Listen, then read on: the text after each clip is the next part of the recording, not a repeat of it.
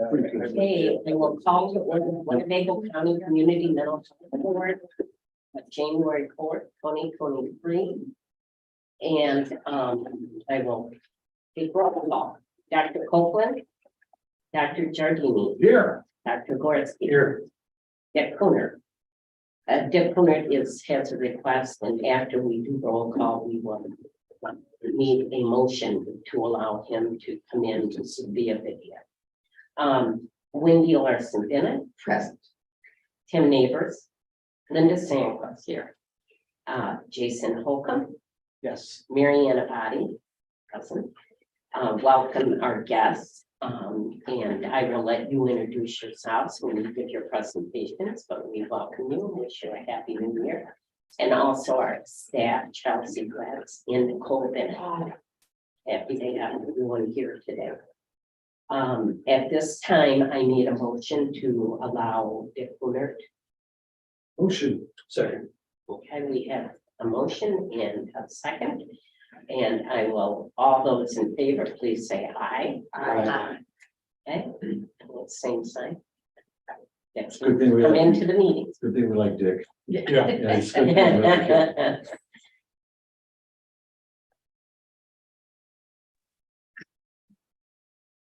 Okay, Dick, you're in the meeting. Thank you. I appreciate you all letting me in, please. Well, I'll leave them out. we couldn't We, have- we kind of like you still, Dick, so it's Yeah, okay. we couldn't have a meeting without Happy New Year. Okay. Okay, moving on to our presentations. First of all, we have Rockford Barbell. If you would like to introduce yourself and Good morning, everyone. My name is Nick Patala. I'm from Rockford Barbell. We were funded with the Boys and Girls Club for a self-regulation program. So thank you all for having me. I'm excited to share what we've been able to do and just give a little update. So our mission's up here. Our mission at Rockford Barbell is to improve the social and emotional well-being of youth through mindful movement and trauma-informed practices. Myself and my counterpart, Elliot, we are the two that run Rockford Barbell. Like I said, I'm a therapist and counselor, and Elliot is a full-time teacher, and he's our program lead, and we're both founders of our organization. So our self-regulation programs. So we use yoga and weightlifting to teach kids how to regulate. What that means is regulate our emotions, our thoughts, and ultimately regulate our behavior. So we found that yoga is a trauma-informed or a trauma tool, and weightlifting has a lot of similarities, and we've been able to incorporate this in our regulation programs. So we're located downtown Rockford in the test site building. Like I said, we have these two programs that are after school hours. Our yoga class is a one-day-a-week program on Tuesdays. And our weightlifting class, what we started with, has actually 3 classes. So each class is an hour long, has about 15 kids each, and is free for kids ages 10 to 18. We run in 6-week sessions. So we go for 6 weeks, and then we typically have a 2-week kind of break in our normal programming. That's allowed us to do family nights. It's allowed us to, we just hosted a competition for our kids, and just do some kind of different stuff outside of our program. But if you look up here, some statistics, last year we were able to serve 179 youth. This year, we're currently in the first 2 quarters, we've served 134. We've added 2 classes with the additional funding.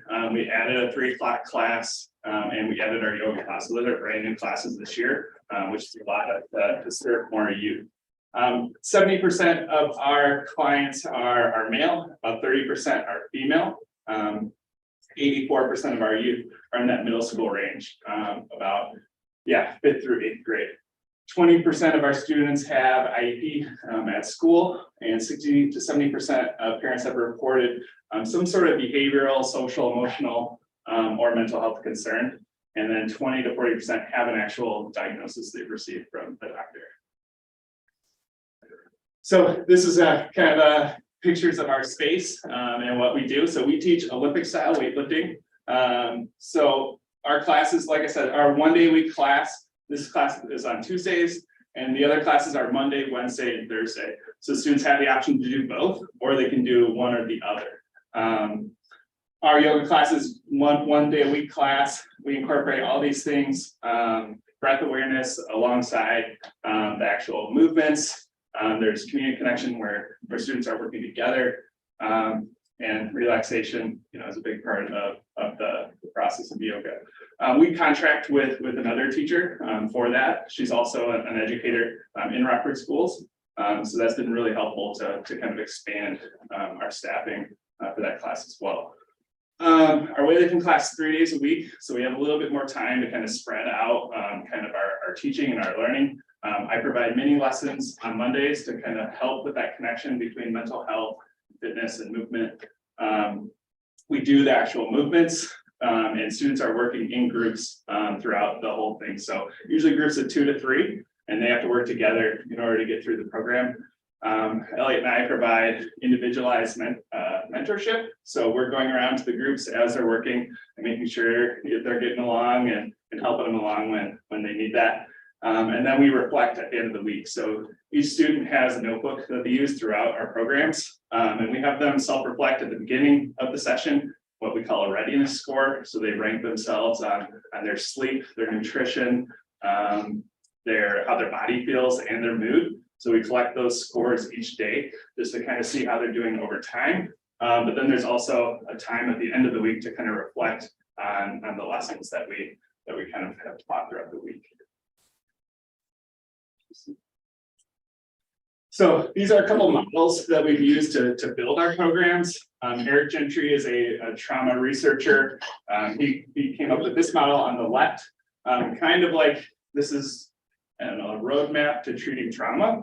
So the first step in his model is building this therapeutic relationship. So in order to heal trauma, there's got to be trust between you and whoever trying to access this healing. And then the second step is where we also feel like we cover with the self-regulation and relaxation. So movement has the ability to change our thoughts and our emotions. And these are the first 2 steps to treating trauma in order so that we can access that more traditional therapy or narrative kind of talk approach. I do provide some of this for some of our students who need it, but I'll get to that in a little bit. So I've been able to see some students in school and do some of that more traditional therapy, but really with our classes, these are our 2 focuses. These are the CASEL standards. CASEL is a national organization who's kind of defined social emotional learning for schools mostly. Our founding members are mostly educators, so we've drawn a lot from our schools, but they've mapped out social emotional learning into these 5 categories. So these are primarily what we focus on for our tier 1 or our main classes. Yeah, those are the areas, and we built individualized goals. So I have an assessment tool that measures those, and so we can measure to try and boost certain areas that kids may have deficits in. So this is kind of another kind of way of thinking about what our approach to what we're doing. Traditional therapy typically uses what's called like a top-down approach, where we're using thinking and cognition, our brain's ability to affect the way our bodies feel. We're kind of doing the opposite. So what we call a bottom-up approach. We're using our bodies to change how our emotions and our thoughts feel within our lives. So like I was saying, we've used this model from the school districts. School districts use like what they call tier 1, tier 2, tier 3 interventions for students. So tier 1 is like what everyone receives. And then students that need extra support would fall into category of like tier 2 or tier 3. So we gather parent feedback. We have an assessment tool that measures those competencies, so we can identify who needs extra support in those categories. And we have a select number of kids that go in there.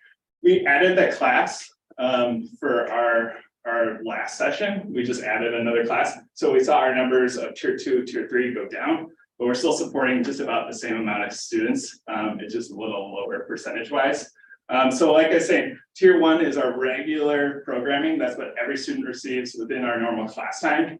Tier 2 and tier 3, they receive individualized goals that I come up with, that Ellie and I come up with in collaboration with parents. But with the tier 2 and tier 3, The tier 2 gets more small group support from myself.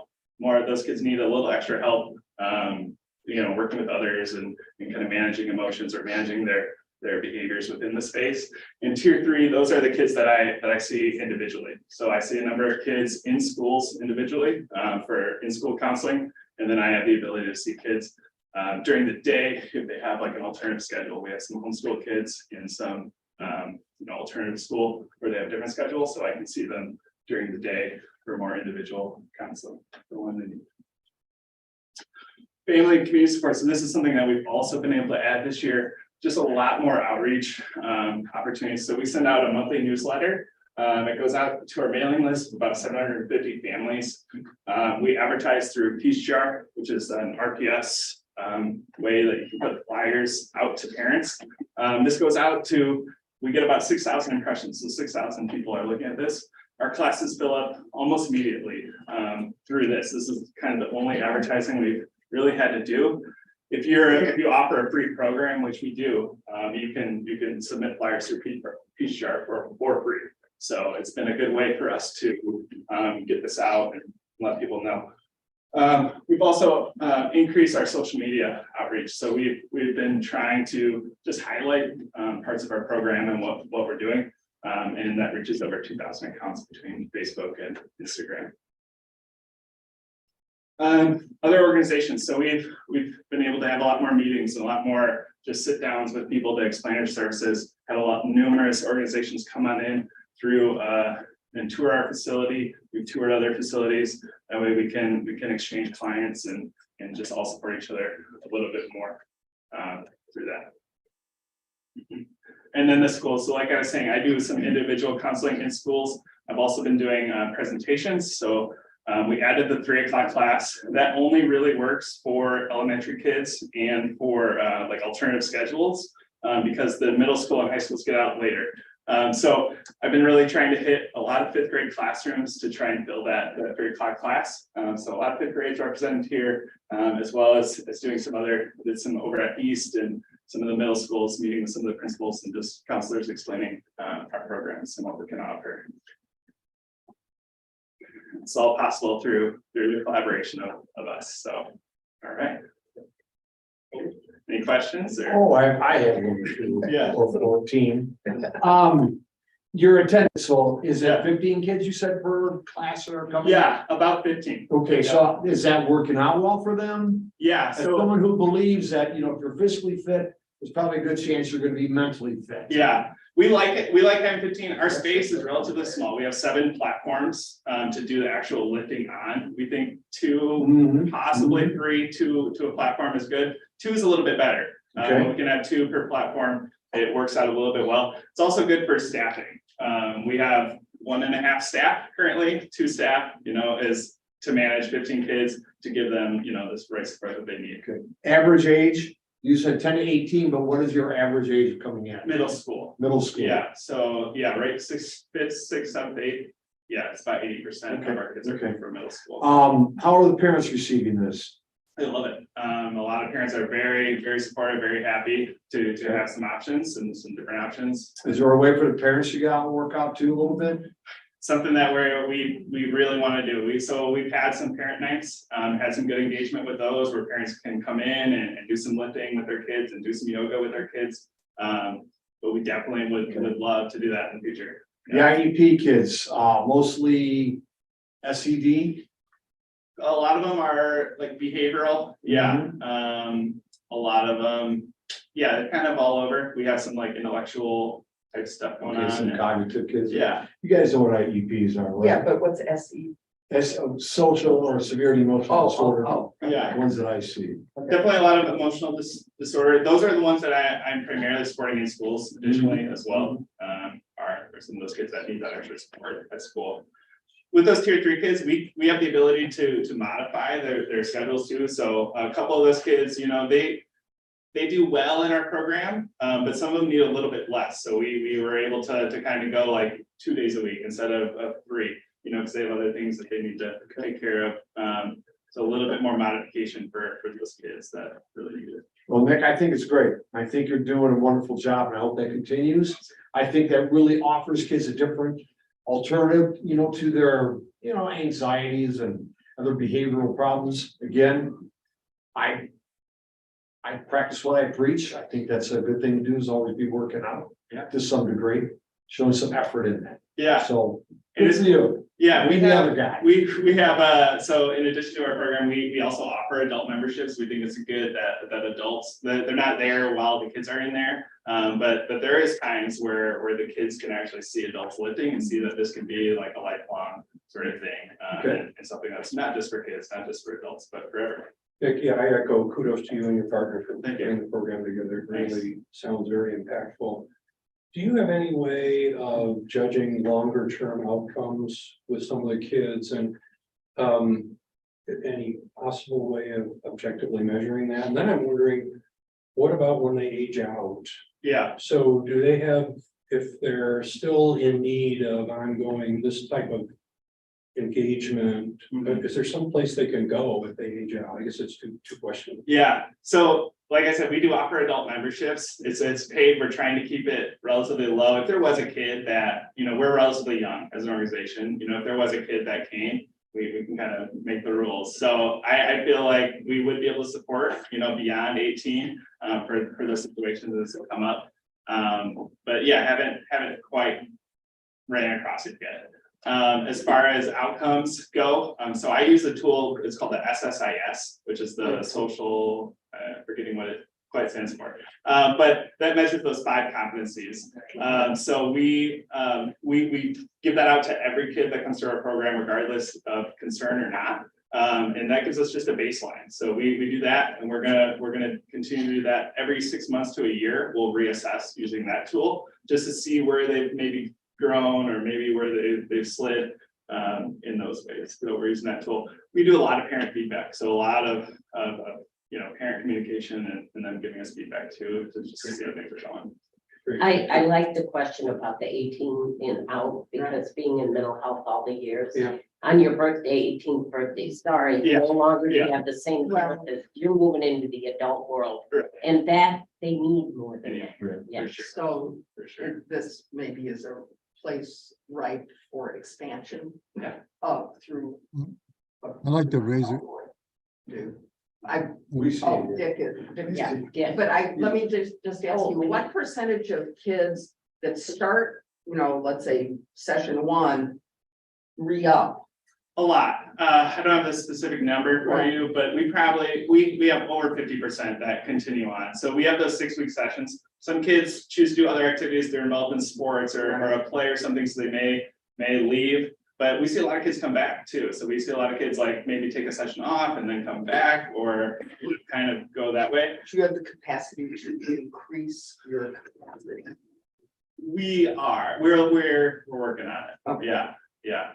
We're pretty tight in our current building, and with our staffing, but we do. So you can take your model and help other, maybe Yeah. other locations replicate. Absolutely. Yeah. Okay. I would like to, I need to raise a couple questions, and first of all, I understand that the Winnebago Mental Health Board, our money is directed towards serious emotionally disturbed kids. Okay, that's our mission. And so when I see 20% IEP, the question is, where is that number going up? Are you creating the processes that allow you to get access to kids that fit the definition for our kind of funding? Because again, when you're being honest with us and you're telling us that at this point, the population that you're serving is not serious emotionally disturbed, the majority of them. And at least from my point of view, I wanted to see Dr. Barbell as a true alternative therapeutic program addressing our population. And so I guess what I'm looking for is how are you going to do that? How are you going to bring your services to a group of people who fit with folks who we're trying to get served? Because the first priority that we had for particularly for this funding year was to increase the amount of true therapy to kids in our category. Right. So I think through our collaboration with the other agencies, we've got a number of referrals. We've met with the Peace Center and Youth Services Network. Through some of those more traditional, we've been able to get clients. I'm doing some, I'm receiving supervision through KP counseling. So they've been, referring some clients to us as well. So we want to be preventative in a way, we want to have, we want kids to have access to programs like this. We've identified that 60 to 70% of parents have concerns social emotionally that could lead, to mental illness down the road. We want to be preventive. We also want to treat at the same time, simultaneously. So, we're always looking to increase and get this in the hands of the kids that really need it the most. But we also want kids to have access to it, to prevent some of this stuff from getting worse on the road.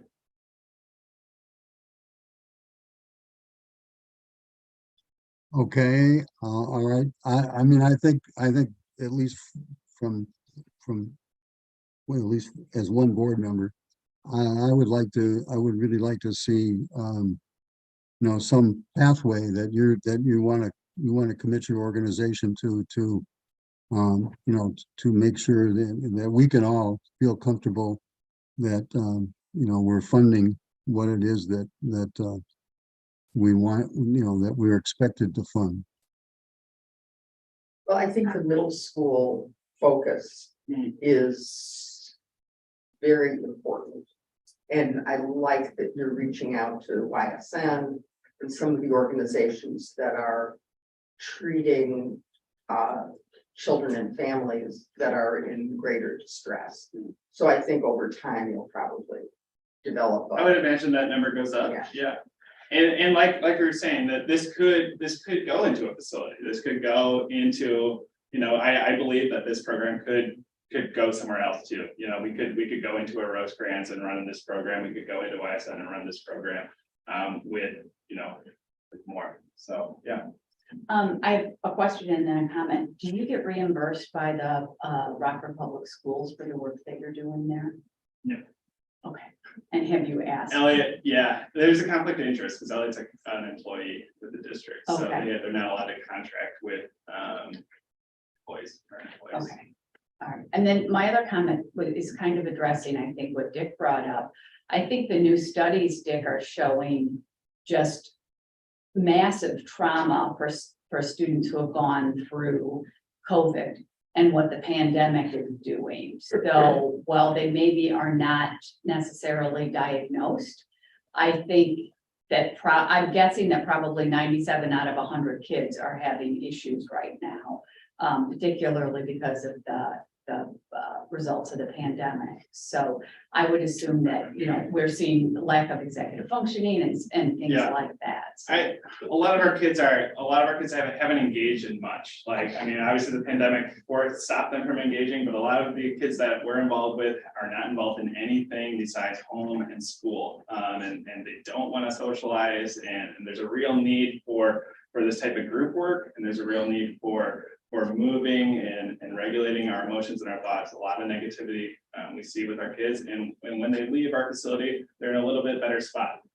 They leave feeling happier and better than when they came in. So I would agree. Yeah. To further clarify, it looks like the kids that you serve all have some emotional issues, whether they have a formalized serious mental illness Yes. diagnosis. Absolutely. They all fall into the mental health category. Is that correct? I would agree. Yeah, absolutely. And without good socialization, the ability to ask for help when you need it, we're going to see an increase in mental illness with these kids that we're currently serving if they don't socialize or have those social and emotional skills.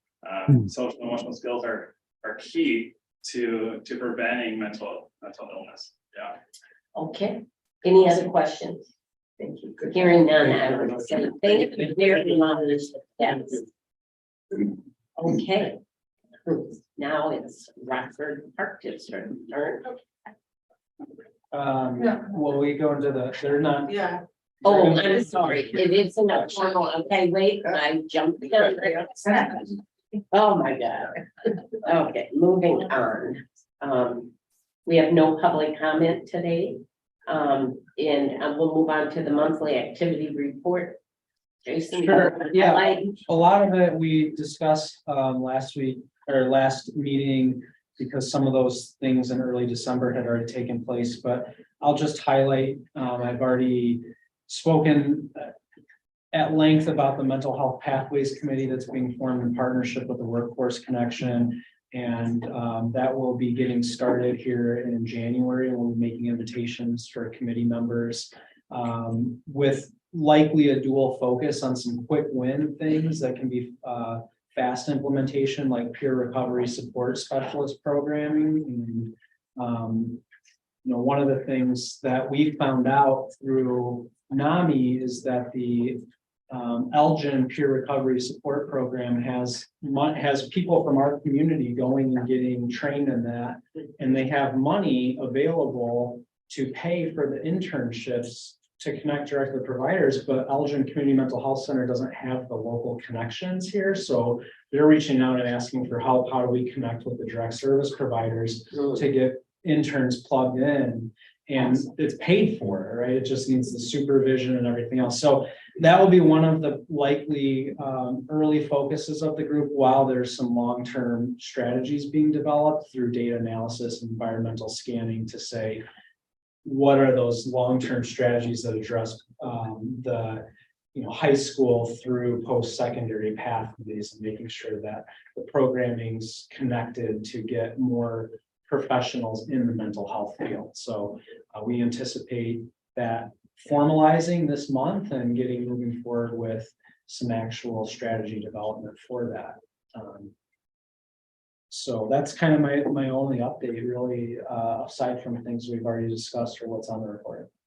I talked to Jason about this, but I went to the Regional Planning Council annual meeting and talked to several people there, in particular, someone whose name I've forgotten, at U of I. And one of the things because I was saying, why can't we get a social work program at the medical school? And his comment was, well, one of the problems is the social work program at U of I would like to place interns up here. The problem is the social workers that are already employed, their agencies can't spare them. So it's sort of along the same lines as Jason is talking about.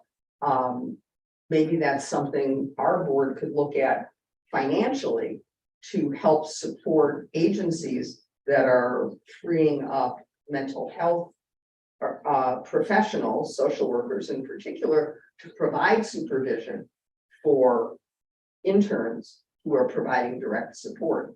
So getting a little bit more creative in the way we're spending money might also help ease some of these shortages in the short term and help be a conduit for full-time professional staff. And just to add to that, I received a call from Dr. Wright Tom Wright at Rosecrans, and he has developed now, or is in the process of developing, a social work internship program just for that purpose. And so he's a graduate at the School of Medicine and is in touch with individuals over there that he knows is a problem. So Jason and I are having lunch to hear about the program. And it is something that, if worthwhile, we need to help the workforce develop somehow, some way here. And while you're in that conversation, the rest of that conversation focused on, apparently there are family medicine programs that allow future physicians to focus on or become better trained in the area of psychiatry and mental health. And I don't think the local medical school is one of those places, but that might be something that we could talk about connecting with. There aren't very many places around the country that offer those programs. We're connecting with family practice programs that offer that. And trying to support maybe a residency or something that would, you know, I think it'd be interesting with talking to Tom, right? If the issue is monetary resources or time resources, because having lived this in the medical world, when you're creating a preceptor relationship, everything slows down. Right, And if these folks are incredibly busy, it may be not that they're not able to do it because of a monetary resource. It could be from a timing perspective. We are so busy. Right. And so tapped out that for us to dedicate a resource to now go down to halftime to precept someone. And together we're like 0.75 time rather than one time, we then diminished our accessibility. So I think it's a double-edged sword, probably monetary and time resource. and so then the question, and part of the conversation was with someone from Crusader about a child psychiatrist. How do we increase that availability? and So Dr. Wright is a child psychiatrist, so. awesome. So, you know, got them talking about, and I guess Crusader is already looking at that, but we need more, you know, so whatever we can do to grease the skids, so to speak, or encourage some creative thinking in that workforce development model, I think is something important. I agree. All right, moving on to the action items, I will need a motion for approval of our December 2022 meeting. I so move. I'll second. And we have a motion to approve and a second. And I will have to do roll call since next is Okay. on virtually. So Dr. Copeland, Dr. Giardini, Yes. Dr. Gorski, Yes. Dick Cooner, Yes, Wendy Larson Bennett, Abstain, I was absent from the meeting. okay. Tim Neighbors, Linda Sandquist. Yes. Mary Ann Abadi, yes. Okay, next, action item is the program year 22 to 23 special conditions met. And Jason, if you wanna. So we are putting forth before you a special condition from Rockford Park District in which we ask them to demonstrate their vision for their actual programming at the facility that the board had approved funding for, the Lockwood Park Equine Center. And they have developed a proposal for that, both a video version of that and also a paper written summary that was in your board meeting packet. Yes, I want to clarify so that there is not confusion about this, that this is a special condition for allowing them to spend the $500,000 to build the facility.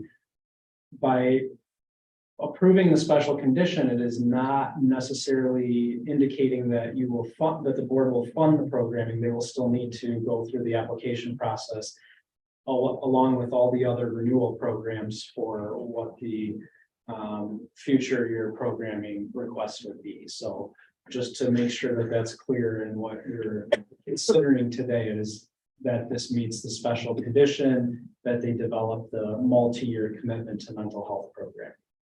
And with that, would you like me to play the video first, or do you want to say something?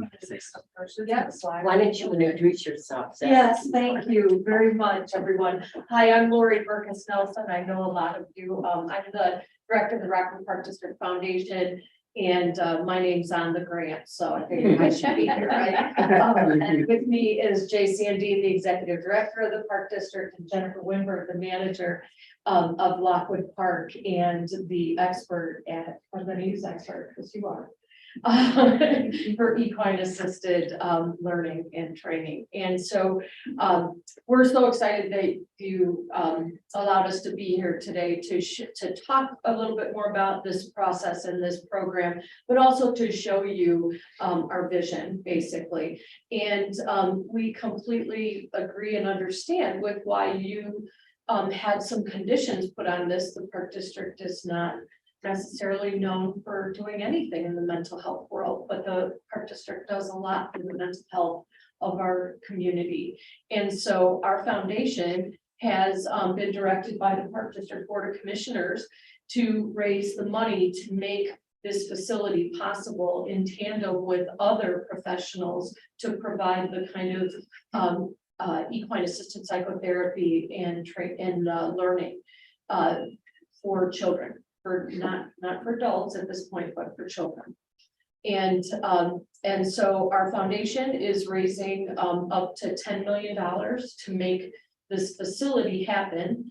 And $4 million of that will be in, we hope to be in an endowment so that we can continue to maintain the building. And then we're about 1.7 million still from having the whole building funded, but we are on our way. And you have given a lot of confidence to the community by committing to this project, and so we're very grateful. I'm just a conduit.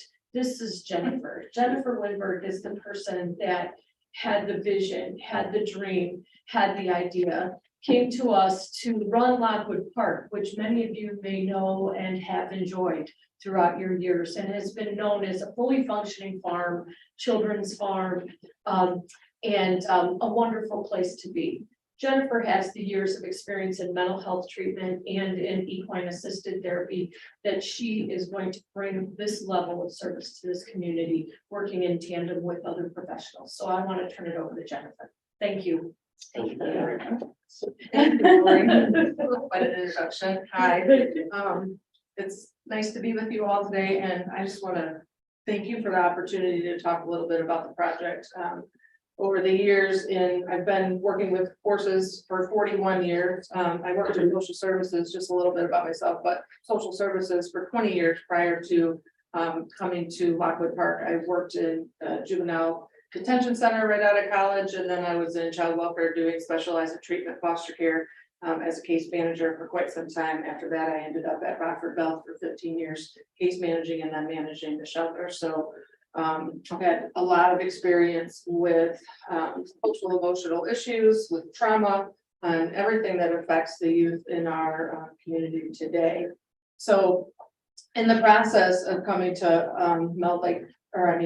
Lockwood, like Lori said, I have this history with horses, and this opportunity came up in our strategic planning and talking about an indoor arena about, what does the community need? Of course, we started with, we needed an arena, we have to have our indoor because like basketball needs a basketball court, but my heart, my passion, and I believe now the community, after having several SWAT meetings and hearing from our stakeholders and hearing from the community, it's about helping youth in crisis. Our youth, as everybody knows, sitting at this table, are in serious crisis. They were in crisis prior to COVID, but after COVID, the effects are dramatic. And when we talk about social emotional disturbances and we talk about trauma, I would think back, well, these are all the youth that I worked with for those 20 years.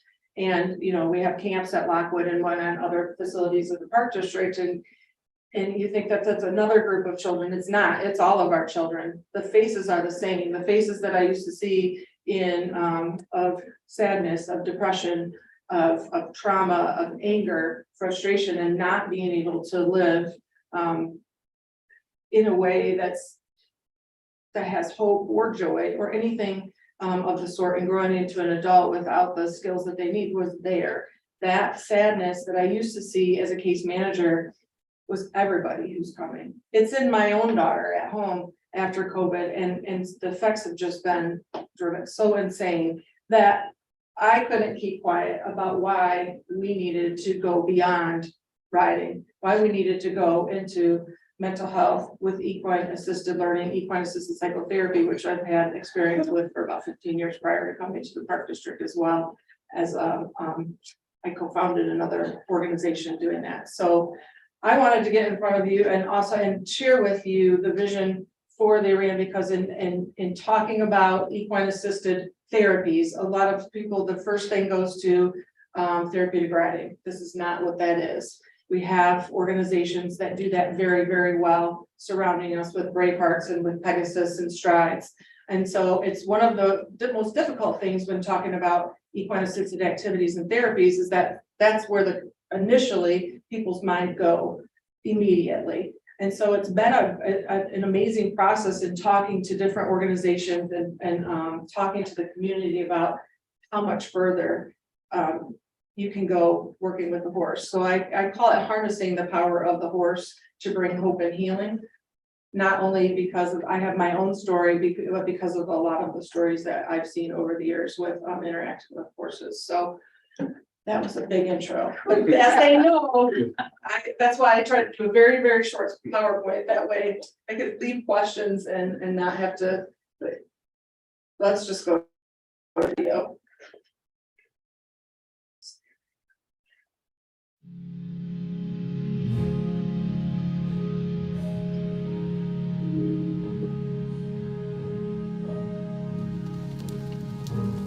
Today, I'm standing in the future spot of the Indoor Equine Center at beautiful Lockwood Park, which in my opinion, as someone who's been at the district for 28 years, is gonna go down as one of the most important facilities and programs in the history of our organization. This is a critical process right now because the kids in our community are in crisis, and they've been in crisis for a long time. Many of them don't believe in themselves or believe in the future of their lives, and that's the heart of this project and this facility. Is it's going to reinstill kids' confidence and self-worth. One thing that's really important about this project and this program is that it's for all kids. It doesn't matter how old they are, it doesn't matter what they look like, where they come from, what culture they are. Every kid is dealing with something right now in our community. And when they come in and they work with our trained professionals and partners, they're gonna be able to help work out the issues that they have. Our kids are dealing with mental, social, emotional crisis right now. I'm a parent of Tiffany. She's an 18-year-old young woman. And Tiffany started in this type of therapeutic program when she was about 6. Just that animal interaction, especially, like I say, big animal interaction. It changes the whole dynamic of their therapeutic experience. So what we found through the years was that her time to go and interact with the animals was something that she looked forward to. She felt positive about herself. She developed these good relationships with other adults. And for her, this was primarily, social, emotional, communication, relationships and stuff. A really cool thing to see is Tiffany leading a horse. They follow her because she's developed a relationship with these particular animals. Equine-assisted therapy as well as equine-assisted learning is critical at this time period as an alternative to traditional talk therapy. The horses, being herd animals, are able to reflect back to us where we're at an emotional state. So that way of learning how to interact with someone else and being able to face certain challenges that we're not going to traditionally do in a therapy office is one of the huge benefits. I always was involved with horses, love them just like any kid, but I started to get involved in things that you never would have really expected. I put myself in situations that I shouldn't have been in. I was in a violent relationship starting at the age of 16 and ended up in a spiral of domestic abuse, relationship abuse. Fast forward, by the time I was 21, I was still in that relationship. That really sent me into a hopeless situation. I knew that there was more, but I just couldn't figure my way out.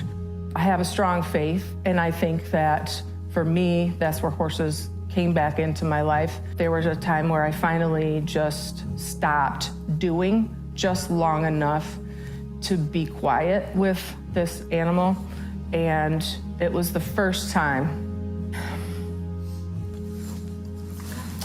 It was the first time that I felt seen in more years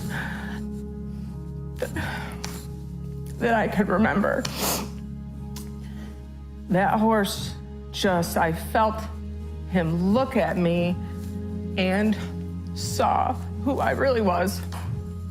And that was a small moment, but it gave me just enough hope to continue the next day.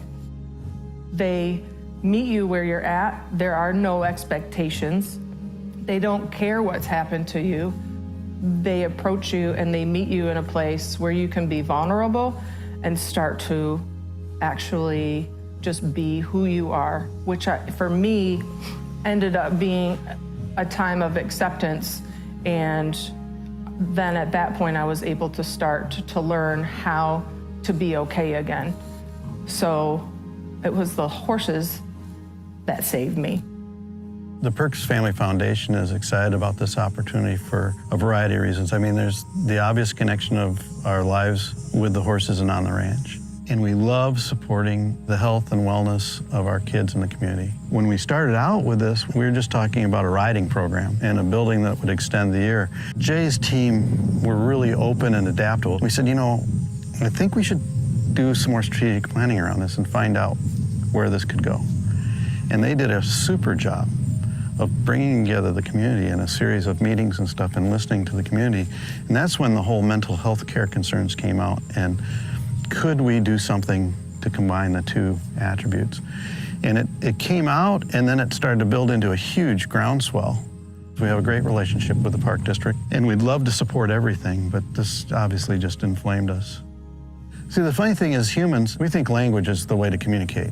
We don't have a language with horses unless you learn theirs. And they give you little pieces, just like this colt is, little pieces of feedback all the time. So watch, if I do this, you scared me, right? If I do this, is I'm curious, but I don't know that I trust you. And so those minute pieces of feedback kind of reprogram your brain, where if I get it from a human who's trying to direct me and teach me, right? Yeah. I won't learn as much, you know, because I'm just processing mentally. This way I'm processing with my whole heart, right? At Rosecrans, we understand that young people are struggling in this community, as in many communities across the country. And any way that we can find to connect the kids into a different level of healing and growth is important. I've worked in equine-assisted learning and doing equine-assisted learning activities and psychotherapies for about 13 years. Looking outside of myself, I've witnessed countless people find hope and find the beginning of their healing journey. And that is what has kept me going in this journey with horses, myself and my story, but also the stories of so many people that I've watched be able to find what they needed through their interactions.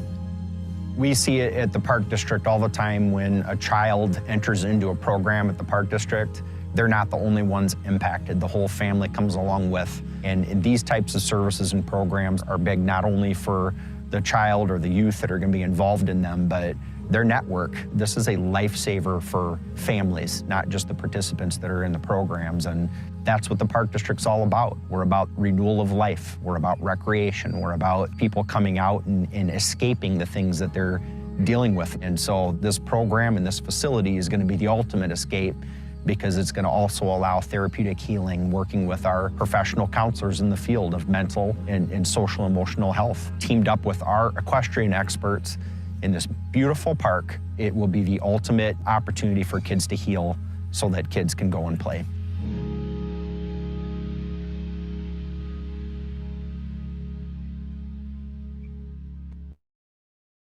I want to do a site visit. Have to break around. Yeah. Yeah. I don't want to go now. It's a beautiful space, and that's the thing, like you say, if you want to come out now, being outside is part of the process. We need the indoor, we need the space, we need the confidentiality, the rooms for KP counseling and whatnot, but we also, what's included in this is, it's a private outdoor that's connected, right? It's going to be connected to this facility, so that, you know, so it's like a round pen where they call, we can round up. And you can do a psychotherapy session outside. You can have, even if you have groups going on inside, but outside, if that's part of what they need, is to be outside at that time. But it's also private enough that they won't be seen outside because it's a big gate that's filled up around that outdoor. But the video really puts into action all the things that I have inside to say, but it exemplifies what this building is about. So it's a huge project. It's taking all of the community and beyond to make it happen, but it's so well worth it. We don't know, I mean, we have a portion of my story, but that story was real. I was the traumatized youth that you would never look at and think that I was gonna commit suicide. And I had ridden all of my life, but didn't matter that I had ridden all of my life. That was great. It felt good. And for some people, that's physical therapy. But for me, it was the moment that had nothing to do with being an equestrian. It was the moment that, because I couldn't connect anymore through the trauma that I had had, through the abandonment from my father and the drug abuse in my family, I couldn't connect with anything and couldn't make sense of anything.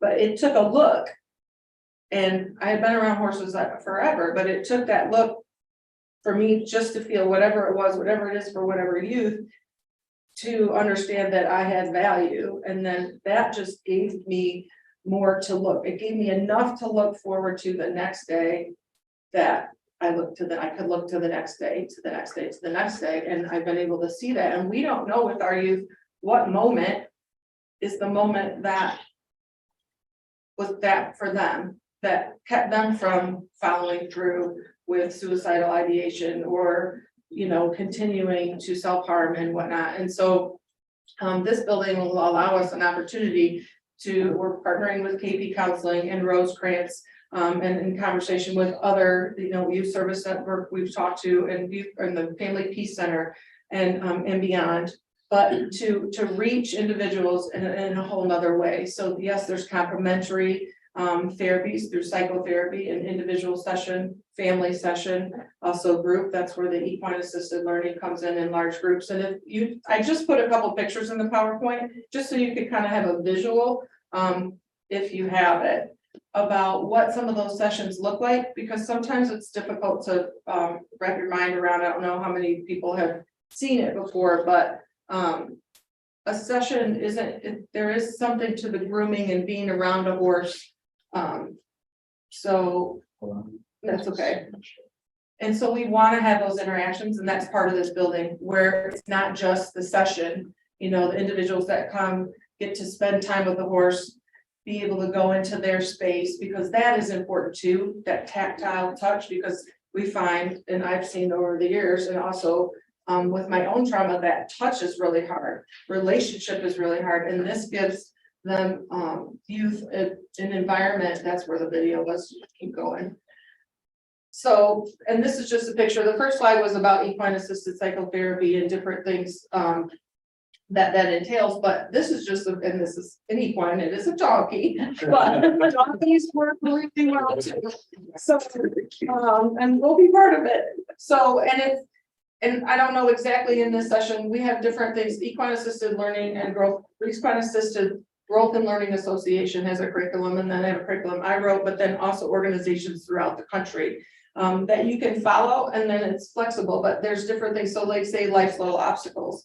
So they're facilitated activities, but they're guided by the horse and the individual in the session. So in traditional talk therapy, we're sitting traditionally in a room and we're guiding a situation, and I'm not a therapist, but I've been on the other side of the therapy, working with therapists, but I also had therapists. And, and the solutions you're being guided towards solutions. With our youth, and it didn't work for me as a child, but doing this, they guide themselves towards the solutions. We, being the equine specialist and the mental health professional, work with that individual on processing through things that come up, because everything comes up in this arena. I can't put words to how it works, but I can tell you, after sitting in an office and things not coming up and having to work for months and months and months to get to your issues, you can go to one of these, and the first time something's coming out. So it's a fabulous assessment tool for therapists, but it's also a way to get to a healing place with not quite such a long process. and to get to those places of hope, because we're not there telling them, the therapist isn't telling them what success is to them and what it should look like. So it's a really neat way. And there's another slide that shows kind of a group, and this is about equine assisted programming. This was a group we had, and this is called Temptation Alley. And so it's just a visual of what another session would look like in this arena, and it's very long, and there's food, and horses want to eat food. And they have to work together without talking, without touching the horse, and without that, and that horse eating along the way. And what happens is that the individuals attach their temptations to the temptations out there. And so it's a way for them to get and to open up and talk about the things that they can't talk about, because we as adults or as therapists or as professionals working in mental health and social services, we have expectations. You know, we have something that we're trying to get from them. And this, it doesn't seem like that. We're trying to help them, but to them, it seems like we're trying to get something from them. So it's more, this is just such an effective way of helping people work through their situations. So I wanted to not do a lot of slides because I could talk forever, you know, but I wanted to give you the opportunity to ask me questions about the programming. And yes, sorry. First, thank you Yes. to you, Jennifer, for sharing, for being open Yeah. about your journey, and to Lori and Jay for the vision, sounds terrific. The same question came to mind with you as the barbells. What about timing out, you know, the kids, because this seems to me to be a powerful situation where someone forms a lifelong bond with an animal, basically, which has provided them with a lot of not only comfort, but ability to improve their mental health. And yet they get to a certain point. Where do they go if they reach that point? What's available to them? So I want to wrap around that too about age too. So we start at 5, just because it's a little more difficult cognitively for any younger than that to start that processing. And we don't end at 18 because I don't, and we in the field don't believe 18 ends your childhood. That, you know, you see your 24-year-old still living at home and still have no clue what they're going to do with their lives and haven't even, so that we at some point have to put a cap, but that the process is that then we also are in an amazing park that have opportunities that continue with horses. So it may not be mental health services through that, but it will be opportunities to interact, to ride, to do, we have character development programming that we just do skills like horsemanship 101. So it may not be riding if they don't want to ride. So they still have connection with the horse where they can volunteer. And then there's always opportunities working through our halters program, because our halters, it says youth, but that goes, I have adults who are 60 years old in our halters program who are working with horses every single day and then giving back and helping a youth as they're helping in lessons. So that's the beautiful piece about this. I've been all over the country doing programs, learning about programming and learning how to do this work. And there is not one place that I found, even in research, where there's a therapeutic center, so a mental health, what they're doing mental health, and on a park situation, and then also having recreation within walking distance in the same 146 acres. Most of this, if you look at, like, say, towards the suburbs, they'll do some therapeutic riding, some mental health, or it's all therapeutic riding, or it's all mental health. There's not one that I've found yet, and if somebody can find it, I'll give you $100 just because for my time and looking for it. It's just not anywhere. So that's the beautiful piece, is that you can get services, but also be outside in a park where you can go for a walk. You can go have lunch with your family or with your support network, whoever that is, or you can come over here up the road. And if you come to the site visit, you'll see how that works and see that you can go for a ride, or you can be involved in another situation. So let's say I have a child that I have concerns about. Can I just enroll the child in the program, or do I have to go through KP or Rosecrans or? So that's one of the things we've been working through, especially with KP and with Rosecrans. So our groups, it all really comes through referral, but we're setting up a system where we wouldn't have a turnaway, because we want to make sure that we're not turning away somebody who needs something. So that's what Kevin and I have talked about. How do we set up a system where maybe this person doesn't have insurance or can't pay for counseling, doesn't want counseling, but needs services, and finding avenues for them to get into these groups. And then we also have enrollment groups. I don't know if, we probably don't have those packets, but if you look at the program outline that I sent, there's ways to sign up in small groups to do equine assisted learning. It's not psychotherapy, but it is therapy. There's a mental health professional, there's character development, life skills that can draw them into the program. And then that would help our referral system through our Okay, so therapists. are you taking Medicaid as insurance, or is that gonna be a barrier? That's a therapist. That's the therapist. So they bill for their But are services. they, yeah, And but then our funding for the other programming of this comes from grant funding for programs like this and operational expenses. okay, but I guess I'll be honest. They would part of be my paying for it. concern About the approving this program was access. Right, One of the problems in Winnebago County is if you don't have insurance, you don't have access. Right. And that's the problem with KP. It's a problem, you know, you have to wend your way through complex systems to get help. And, you know, with the mental health board providing at this point, building funds, Mhm. I want to make sure in the future that there is an easy way for me as a parent to pick up the phone and say, Absolutely. I think that this is something my kid needs. Absolutely. When can I get involved? And Absolutely. do I have to worry about money Right. when my kid's life is on the line? Right, so that's where some of those individual, the group, so it will be something that you can't just walk up to the door and be like, hey, I need an equine specialist. And one that has a dual certification, so we'll have a dual equine specialist and mental health person. So that we have that person on staff when we're doing the equine assisted learning. So you have your psychotherapy, is that billable psychotherapy in a session, in a lesson with KP.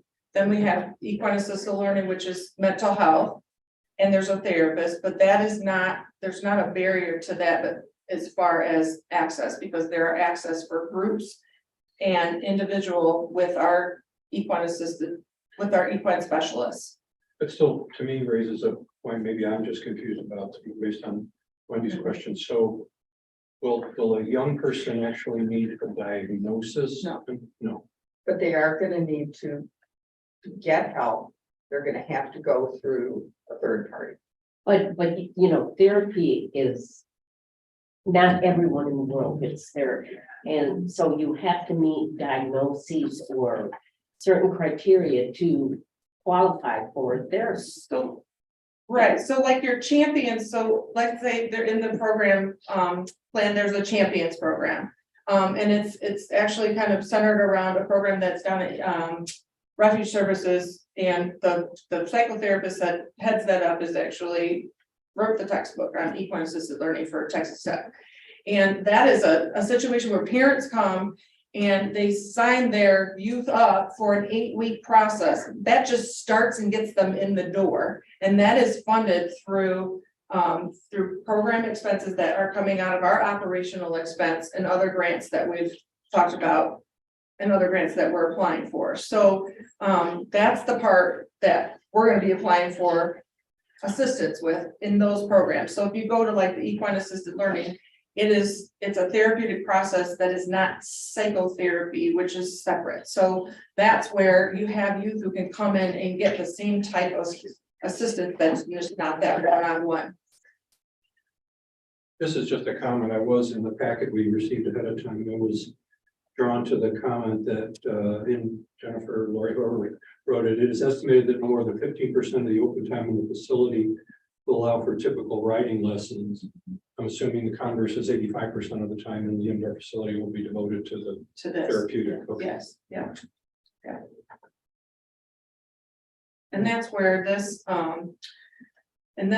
building is really in my mind, and as we've had conversations, is that Monday through Saturday and open in the morning through the evening so that there is access. So it's not having to do a session right at 3:30 with somebody who's there. I mean, like psychotherapy, our groups that are with a therapist are gonna be into the evening, so there's still those opportunities for people who are, it's for, obviously for youth. But if we do have older, I call them youth, even though they're 22, 23, but They're young. yeah, right, or if they're not working, so there's opportunity in the day. But I know that has been a huge question and a valid question about access, and when we're talking about psychotherapy. And that's one of the things that I've just been having conversations with Kevin about, even if we're not going through KP, how do we do this so that we can make sure that there is psychotherapy available?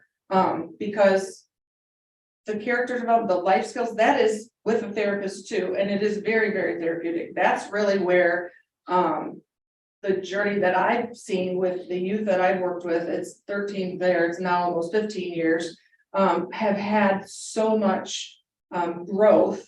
And it's in those group sessions that are still therapy, it's therapy, but it's not called psychotherapy. So that's where it's been so powerful over the years in the youth that we've worked with, so.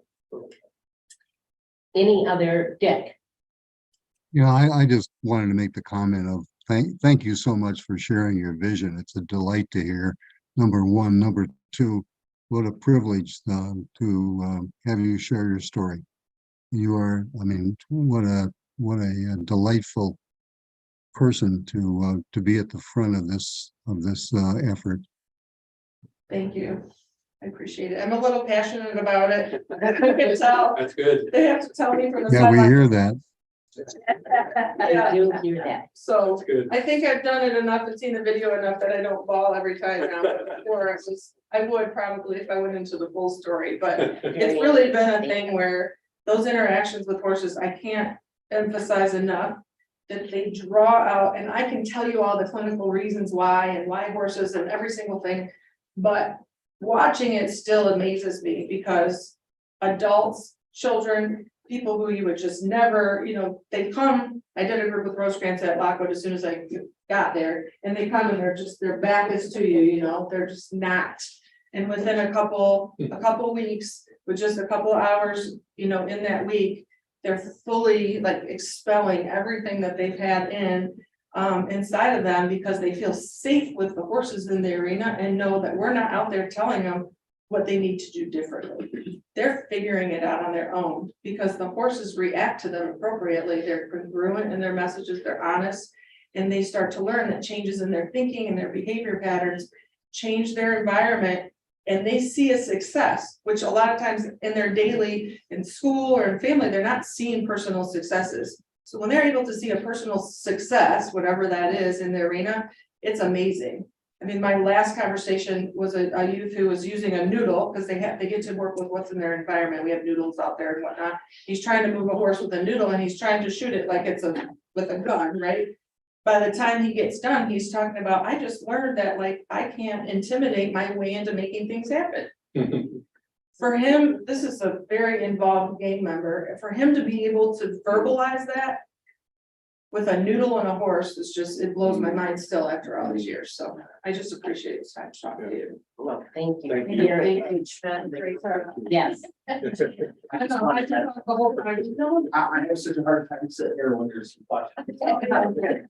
What I wanted to say first off is thank you for the opportunity just to come in and talk a little bit about this unique project. But what I want to say is for 113 years, we've never denied access to any kid in this community for any program, any facility. And that's going to continue with this project. We will always find a way, no matter what it is, if there's a need. I want to reiterate that the park district has always been in the world of health and wellness. We've just never had that label attached to us. I think we're a very complex organization, and I think people think of the park district as, oh, that's great, and soccer tournaments and parks, and we've been in this business for a very, very long time. And what's exciting to me is that 2020 was the ultimate litmus test of what happens when the park district goes away. When we shut all of our facilities down, we actually put caution tape around the playgrounds. We couldn't allow kids to converge, and what happened was it was extreme. Didn't surprise us one bit. Juvenile crime went up 100% instantly. Health and wellness of kids skyrocketed, their needs and everything. It didn't surprise us. We've always known it. but it really opened the eyes to, I think, a lot of different people and industries in the community. The first one was the healthcare industry, which I'm really excited. We have the full endorsement and support from the Rockford Regional Health Council. This is something that is brand new. They came to us to interview us during their, you know, how every 3 years they go and they do their community health survey. They came to us probably about 2 years ago, Becky and a couple of their board members, and they had a list of 10 questions to ask us. And we didn't even get to question one. It was 2.5 hours later.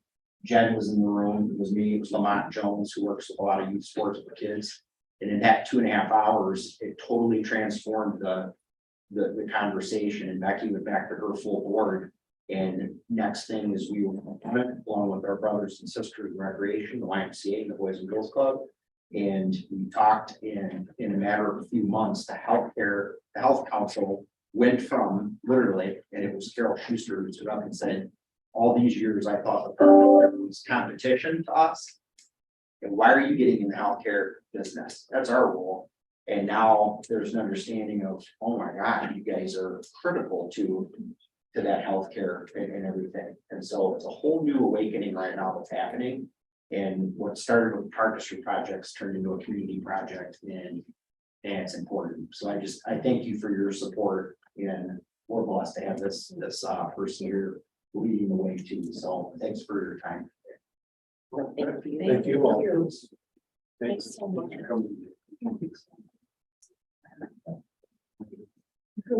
So much. Thank you. Happy New Year. So when's groundbreaking? When's groundbreaking? March. Really? Yeah, that's good. Yeah, so we're playing about it. There's also coming back. I mean, yeah, sure, really, good to see you all. Thank you very much. Okay, I'm going to need a motion for approval of the special conditions. Rockford. So moved. Karen moved. No, I'll let Dick move. Dick, you can move. Oh, you can- All right. So moved. Okay, second. We have the motion and a second, and I'll take roll call for this. Dr. Copeland, Dr. Giardini. Yes. Dr. Gorski. Yes. Richard Kunert. Yes. Wendy Larson Bennett. Yes. Tim Neighbors. Linda Sanford. Yes. And Mary Ann Abadi. Yes. Okay, motion approved. Thank you. Okay. Okay, moving on to the updated program year 23-24 abstract application scoring rubric. Do you want to just? Nicole, that's good. Yeah, so I'll be really fast. So the abstract rubric was presented last month. But there's been a update to it with an option to merge applications. So for individuals who have who are continued funding programs, have raised several questions about wanting to create additions or improve or increase programming. So on the abstract, a new idea could be presented, but you would have the option to merge the application. So reduce burden on agencies as well as the board. So the new funded programs and continued funding have different grant cycles. So this would be an option before awards are made versus the way that it was on this current cycle that it was made after. So there's just one other option on the rubric. So it's provided in your packet. Yes, So Nicole, this is our judgment to merge it, not their request. correct. So if, yes, correct. Okay. So there could be a situation where somebody is got funding the first year, received funding the second year, and the third year, maybe they want to add something additional, but it's not in the scope of what they previously asked for, but they have an addition. So it would be merging it, so it's not necessarily 3 individual programs funded, but one agency having multiple programs. Okay. Is that? All right, and we would still have the ability to see the compliance for the request in terms of if there's completed goals or. Correct. So it would be under the agency. Yep. So you would receive a summary about the agency's compliance Okay. overall. So then this would be, yeah. Okay, any other questions, concerns? Okay, so we need a motion for approval of this. Okay, Dr. Gursky, I need a second. I'll second it. Linda Sanchez. So we have a motion to approve the updated program year 23-24 abstract application scoring rubric. I will take roll call again. Dr. Copeland, Dr. Jardine. Yes. Dr. Gursky. Yes. Dick Coder, Yes, Wendy Larson Bennett, Yes, Tim Neighbors, Linda Sandquist, Yes. Mary Ann Abadi, yes. And motion approved. Moving on to our very last action item. A communications working group project charter. Chelsea. Yes, so we've had 3 meetings with the working group so far. And so this is the charter that we've drafted up. So the intention is for the comms working group would be to bring greater awareness to the Winnebago County residents about mental health, specifically with the programs that we fund. So, we've outlined the objectives, but mainly the scope is to, you see that Venn diagram of the promotion and awareness, which is part of the community support system framework. That's that outer circle. Then we have our funded program, but kind of that sweet spot in the middle would be to, bring the promotion and awareness and the funded programs and kind of, strengthen that. So we don't want to be, duplicative of services our organizations are already doing, some of the other promotion awareness already in the community. So with that kind of on the back, kind of the roles and responsibilities, the board, we still monitor and on administrative work, but with the Region 1's planning council staff. So one of the discussions was to bring, for future funding cycles, kind of, explaining what these things would be. We also do the communications for our current programs as ready. And all the other administrative work that we've already been doing for the mental health board and the communications and doing those big reports, but with the comms working group would be to develop the mental health fair. So right now, there's no major event in May for like May Mental Health Month. So this is an opportunity to kind of have a resource fair for the funded programs to, bring together, have like booths and everything. So we would want to start ramping that up and then future years, make it stronger and have it kind of a recognized annual event. So with that being said, with kind of like, we'd do a request for, put it out, request for contracted communications specialists to be contracted out to develop a toolkit. So for the programs to get those branding, get all of that, so that would be all laid out for the programs to get all that branding and the wording and everything to make all those programs identifying that these programs are funded by the mental health board as easy as streamlined as possible. So getting that toolkit developed, and the working group would be providing feedback on the proposals for that. And so, yeah, so the main thing that we're kind of working to get to in May would be that mental health fair. So I think that would be exciting to see that. the aim for the public to participate or other mental health organizations to participate? That's still to be discussed or decided. So I think it's more of a public and key Yeah. stakeholder, Okay. elected leadership, people that, targeted groups that should know about the programs. I think other mental health providers, there's not too many other than private practice that aren't already being funded by the mental health board. Yeah. That's true. I just envision a billboard with. Advertise. All right, all right. Picture. Mental health board funded programs on a billboard. Yeah, Not a writing it picture. down. No, I mean, something like this would be. So the communications specialist can help develop some of those types of external marketing strategies. Yeah. Some things might be done through funded programs through their current thing, but things that promote all the programs That's, collectively. yeah, are gonna probably be procurement through the mental health board, but we're gonna get some advice on that. So I had a question about that. So that's a hired role that the group will be looking at. That's not just someone to prepare a toolkit. That's someone who would be an ongoing resource for this Well, no, process. I mean, the proposal communication needs to be, no, it's not a hired position. It needs to be a specific, request for proposal. And so the current proposal would be for a toolkit that creates messaging strategies and messaging, I would say like brand standards and the actual messaging components. So if one of those things were a good idea would be billboards, then maybe that could be a future request, but So subcontractor versus hired, wrong terminology, but who's paying for that? well, that would be part of the current funding that we have through Region 1 for community engagement and systems coordination. Okay. And we could do direct procurement through our procurement procedures for that. Okay. Assuming that the proposals are within the budget that we have for the operational here. We had a line item for that, I recall, that Yeah. has not been used, has it, or has it been used? The only thing, we have not used any funding out of systems coordination to date.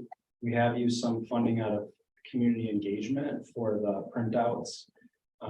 So we have $100,000 for systems coordination.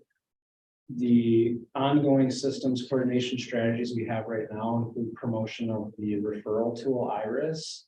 And that does not have any costs associated with it at this point in time. With the Mental Health Pathways Committee, the only cost that will be associated with that will be the hiring of a facilitator to facilitate the committee meetings. And we've already put out a request for a quote for that, but have not finalized that. And then this would be really the third thing. Got it, thank you. Okay, so I'm going to, any more discussion about this, questions? All right, I'll need a motion to approve the communications. Okay, Wendy, Okay. Second. okay, Gary, all right, we have a motion and a second, so roll call again with Dr. Copeland, Dr. Giardini, Yes. Dr. Gorski, Yes. Dick Cooner, Yes, Wendy Larson Bennett, Yeah. Tim Neighbors, Linda Sandquist. Yes. Mary Ann Abadi, yes. Okay. And moving down the line, I have no discussion items. Jason, did you have any discussion? None. Other Linda? Before Dick can adjourn. Yeah. no, Yeah, do it quickly. I know it, I know. I just wanted to bring up, for the holidays, I attended a presentation that was put on by Alignment Rockford and the Community Foundation. Mhm. And it sponsored a speaker from Advance Illinois. I was not familiar with Advance Illinois. I don't know if anybody else is. It is, I think it's probably been around for a decade or so. It's a nonprofit that looks at equity in all of the public schools across the state of Illinois. They just did a report, and this was kind of what I was referring to before, on the effects of COVID on school-age children, and it's stunning. So I will see if I can find the link to that, and I'll send it to you so you can pass it on to the board. But for instance, the chronic absenteeism percentage in the Rockford Public Schools from 21 to 22. So that was last year, not even when we were in the midst of COVID, was 61%. So think about the trauma that the children all around us are having. I mean, it's a scary report, but it's so severe. And that's where I think we really need to be open to thinking about that we do have children walking around with undiagnosed trauma.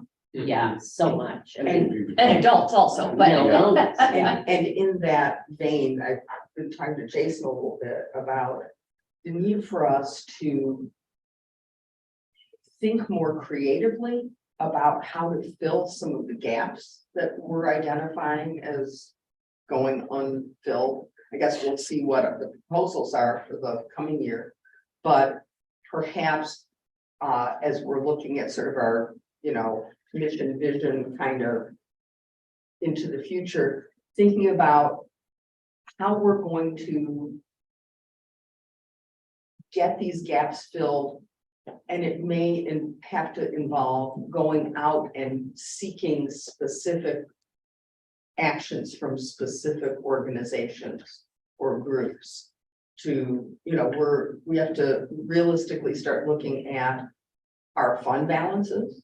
We're raising a lot more money than we thought we would.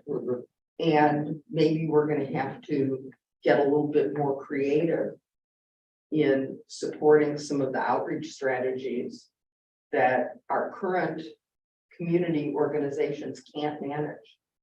So I think that's something that we need to be proactive with. And it all stems back to the workforce problem. Yeah, workforce, but I'm also wondering if there aren't things that are going on in other places in Illinois that we could model, but it's a matter of us going out and recruiting, saying, hey, you're doing this in, Lake County. Well, how do you feel about bringing your dog and pony show to Winnebago County? Those kinds of things. So I brought it up because I think it's something we need to talk about. Dick is raising his hand. Well, I'd like to join your discussion, Wendy, because I think I know of an example. One of the because this fits with the other part of what I was going to bring up. Jason sent out to us, if you remember, a list of networks that the Winnebago County Board is working with. My question was, certainly not all the staff can cover those networks. And the question I was going to be raising was, would board members be willing and or able to be present at some of those meetings to be helpful in terms of getting the information that you're just talking about? Let me give you one example. I was asked to show up in a meeting in December, and they were talking. It turned out that the topic was one connected with what I used to do in terms of chairing the homeless task force, because the issue again for this community, and it's a dark side of like what's happening, and that is it's the super users again, the people who are most infecting the jail, the emergency rooms, all of those. That number years ago, when I was on the committee that first looked at that, was 20. Right now, it's 68.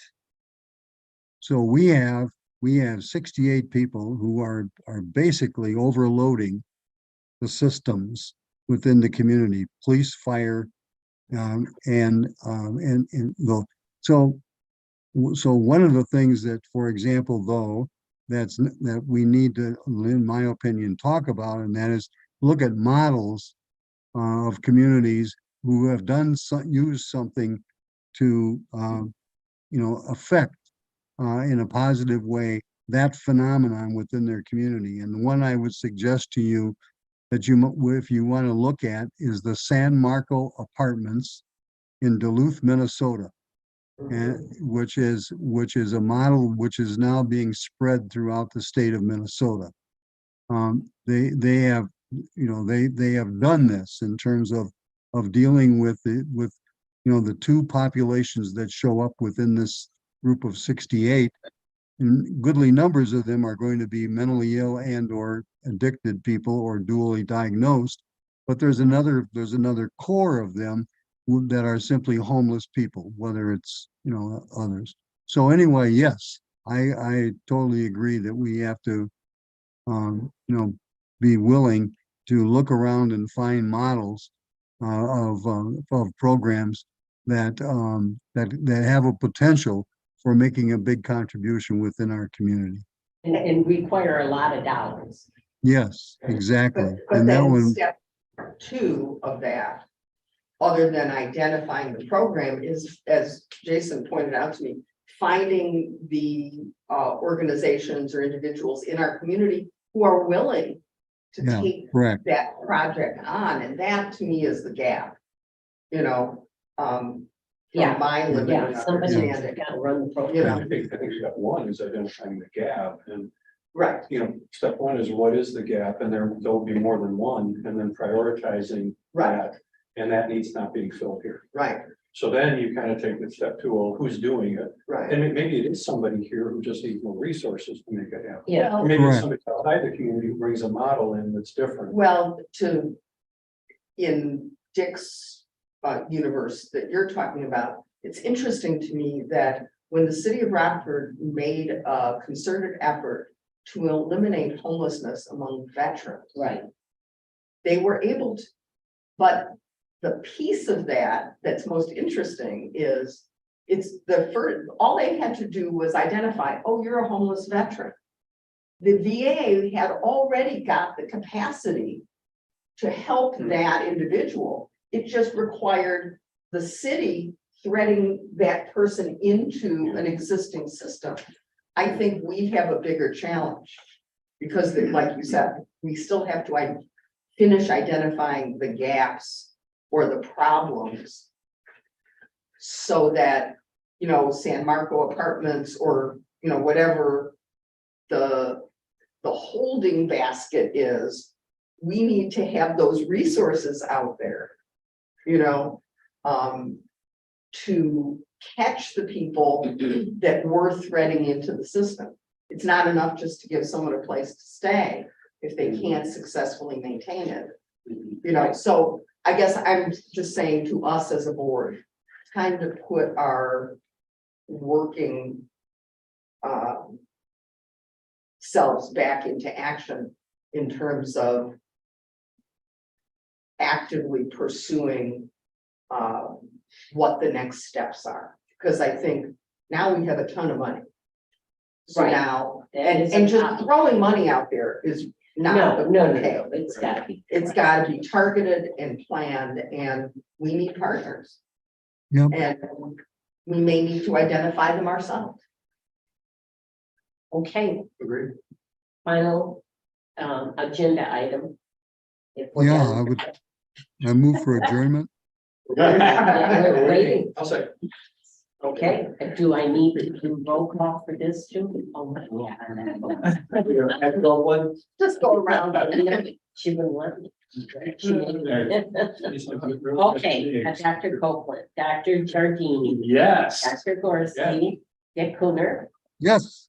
Wendy Larson Bennett, Tim Neighbors, Linda Sandquist, Mariana Body, yes.